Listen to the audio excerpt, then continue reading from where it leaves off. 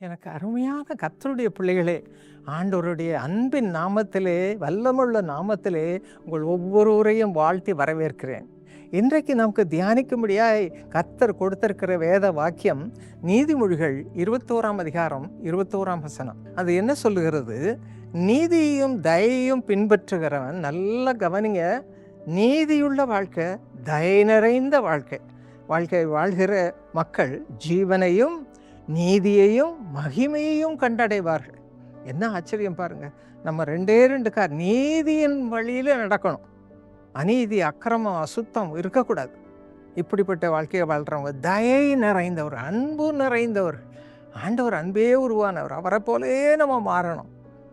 நம்ம ஆண்டவரை அறிந்து கொண்ட பிறகு வேதம் வாசித்து ஜெபித்து கர்த்தருடைய பிரசன்னத்தில் தரித்திருந்து அவரை போல நம்ம மாறணும். இதுதான் நீதியும் தயையும் பின்பற்றுகிற தெய்வீக வாழ்க்கை. நம்முடைய வாழ்க்கையை சற்று யோசித்து பார்ப்போம். என்னென்ன விதங்களில் இந்த காரியத்தை நமக்கு ஆண்டவர் கொடுப்பார் என்று கொஞ்சம் பார்ப்போமா? சங்கீதம் 17:15 நீதியில் கர்த்தருடைய முகத்தை தரிசிக்கும் பாக்கியம், த பிரசன்ஸ் ஆஃப் காட். நம்ம ஜெபம் பண்ணும் பொழுது நம்ம மறந்துடுறோம். ஆண்டவரே நீர் எங்களோடு இருக்கிறக்காய் ஸ்தோத்திரம்ப்பா. எவ்வளவு சந்தோஷம் தெரியுமா? அவர் முகத்தை தரிசிக்கிறோம், அவரோடு கூட உறவாடுகிறோம். இதாங்க ஜெபத்தினால் உண்டாகிற வல்லமை, மேன்மை. இந்த வாழ்க்கை இருக்கா? இன்னைக்கு ஜெபமே பண்ண தெரியாதுன்றாங்க. ஜெபம் பண்ண பிள்ளைகளுக்கு கற்றுக் கொடுங்க. சிரிக்கிறாங்க ஜெபம் பண்ண சொன்னால். அப்படி இல்லை, கர்த்தரோடு உறவாடுகிறது தான் ஜெப வாழ்க்கை. அந்த வாழ்க்கையை கற்றுக் கொடுங்க. நீங்கள் பெற்றோர் செய்யுங்க, குடும்பமாக செய்யுங்க. உங்கள் குடும்பத்தில் ஆசீர்வாதம் உண்டாகும். ஏசாயா 41:10 என்ன வாசிக்கிறோம்? என் நீதியின் வலதுகரத்தினால் உன்னை தாங்குவேன். ஆண்டவர் என்ன சொல்கிறாரு? நீ வா, என்னிடத்துல வா, என்னை தேடு, வேத வாக்கியங்களை வாசித்து நீதியின் வழியை தரித்துக்கொள். நான் உனக்கு எல்லாம் செய்வேன். என் முகத்தை தரிசிக்கும் பாக்கியத்தை கொடுப்பேன். ஆண்டவரை தரிசிக்கும் பாக்கியம் எவ்வளவு சந்தோஷம். The presence of God. ஒருவேளை நீங்கள் பார்க்காம கூட இருக்கலாம், ஆண்டவர் முகத்தை தரிசிக்காமல் இருக்கலாம், ஆனால் அவருடைய பிரசன்னத்தை உணரலாம். ஹல்லேலூயா! என்ன சந்தோஷம். இப்போ கூட பாருங்கள், எனக்கு அவ்வளோ சந்தோஷம். நம்ம பேச பேச என்ன ஆகுதுக்கு? தேவ பிரசன்னம் அவன் மத்தியில் இறங்குது, ஆண்டவர் மத்தியில் இறங்குறார். இதாங்க டே டு டே அனுபவம். அந்த அனுதின வாழ்க்கையில் நம்ம செய்யும் பொழுது நமக்கு எவ்வளோ பெரிய ஆசீர்வாதம் இல்லையா? பாருங்கள், ஜீவனையும் நீதியையும் மகிமையும் கண்டடைவார்.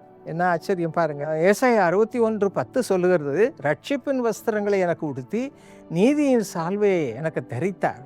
அவரை தேட தேட தேட பாருங்க, பாவமெல்லாம் மறையுது. சிலுவையை நோக்கி பார்க்கிறோம். சிலுவையில் ஆண்டவர் அடிக்கப்பட்டு நொறுக்கப்பட்டு நம்முடைய பாவம், அக்கிரமம், அநியாயம், அசுத்தம் எல்லாம் சுமந்து தீர்த்தார். ஆகவே சுத்திகரிக்கப்படுகிறோம். ஏசாயா 61:3 கர்த்தர் தம்முடைய மகிமைக்கென்று நாட்டின நீதி விருட்சங்களாக அப்படியே தலைகீழ மாற்றுறார். நம்ம என்ன செய்கிறோம்? பாவியாக இருக்கிறோம், அசுத்தமாக இருக்கிறோம், கெட்ட நினைவு, கெட்ட சண்டை. அப்படிப்பட்டவர்களை அவரை தேட தேட மகிமையால் நிரப்புகிறார். மகிமையால் நீதியின் விருட்சமாக மாற்றுகிறார். அப்புறம் பாருங்கள், நீதியின் கனி வரும்பொழுது நமக்குள்ளே என்ன உண்டாகுது? சமாதானம். இந்த அநேகர் சொல்கிறாங்க சமாதானமே இல்லை, மனசில் போராட்டம், கவலை. ஆனால் அந்த கவலை மத்தியில் தேவ சமாதானம் உங்களுக்குள்ளே நிலைத்திருக்கும். எவ்வளவு சந்தோஷம் பாருங்கள். நீங்கள் தேட தேட தேட ஆண்டவரோடு உறவாட உறவாட உறவாட அவர்கள் உங்களுடைய பழைய பாவ குணங்கள் எல்லாம் மறைந்து போகும். நீங்கள் பரிசுத்தவானாக மாறுவீங்க. தீத்து 2ஆம் அதிகாரம் 12ஆம் வசனம் சொல்லுகிறது, தெளிந்த புத்தியோடு கூட நீதியும் தேவபக்தியும் உள்ளவர்களாக கர்த்தருக்கென்று பிரகாசிப்பீர்கள். என்ன அருமையான வாழ்க்கை பார்த்தீங்களா? இந்த வாழ்க்கையை தரும்படியாக நம்ம எல்லாம் முழங்கால் படியிட்டு பயபக்தியோடு ஆண்டவரை நோக்கி ஜெபம் பண்ணுவோமா? எங்கள் அருமை தகப்பனே, தெய்வீகமான மகிமை நிறைந்த இந்த வாழ்க்கையை இந்த ஜெபிக்கிற ஒவ்வொரு மக்களுக்கும் தாரும்பா. ஒருவராவது கெட்டு போகக்கூடாது, ஒருவராவது பிசாசுக்கு அடிமைப்பட்டு போகக்கூடாது. எல்லாரையும் பிசாசின் கையிலிருந்து சாபம், பாவம், அசுத்தம், அக்கிரமம், அநியாயம் எல்லாவற்றையும் விலக்கி காத்துக்கொள்ளும். அவர்கள் உம்முடைய பிள்ளைகளாக மாறட்டும். இரத்தத்தால், சிந்துவையிலே சிந்தின இரத்தத்தால் கழுவி ஆண்டவர்களை புது ஜீவன், புது கிருபையால் இப்பொழுது நிரப்பும். ஆசீர்வதித்து அவர்கள் அநேகருக்கு ஆசீர்வாதமாக விளங்க கிருபை தாரும். இயேசுவின் நாமத்தில் ஜெபிக்கிறோம் நல்ல பிதாவே, ஆமென். எங்கள் அருமை சகோதரி விஜயபாரதி நன்றி காணிக்கை அனுப்பி இந்த நிகழ்ச்சியை ஆதரித்திருக்கிறீர்கள். ஏசாயா 59:21 உன்மேல் இருக்கிற ஆவியும் நான் உன் வாயிலை அருளிய வார்த்தைகளும் இது முதல் என்றென்றைக்கும் உன் வாயிலிருந்தும் உன் சந்ததியின் வாயிலிருந்தும் நீங்குவதில்லை என்று கர்த்தர் சொல்கிறார். அப்பா, எங்கள் அருமை சகோதரி விஜயபாரதி அவர்களை உமது பரிசுத்த ஆவியினால் நிரப்போ சுவாமி. இறங்கு சாமி, அவர்களுக்குள் இறங்கும் ஆவியானவரே. அபிஷேகத்தையும் வரங்களையும் தாரும் அப்பா. அது வருகைக்கு குடும்பம் முழுவதையும் ஆயத்தப்படுத்தும். அர்ஜுன், ராஜ், சோனியா குழந்தையை பெற்றுக்கொள்ளட்டும். அது ஆசீர்வாதம் இப்பொழுது அவர்கள் மீது இயேசுவின் நாமத்தில் இறங்கும்படி ஜெபிக்கிறேன். குழந்தை சோனியா கர்ப்பத்திலே உருவாக்க சாமி. வேலையும் ஆசீர்வதித்து உயர்த்தும் இயேசுவின் நாமத்தில்.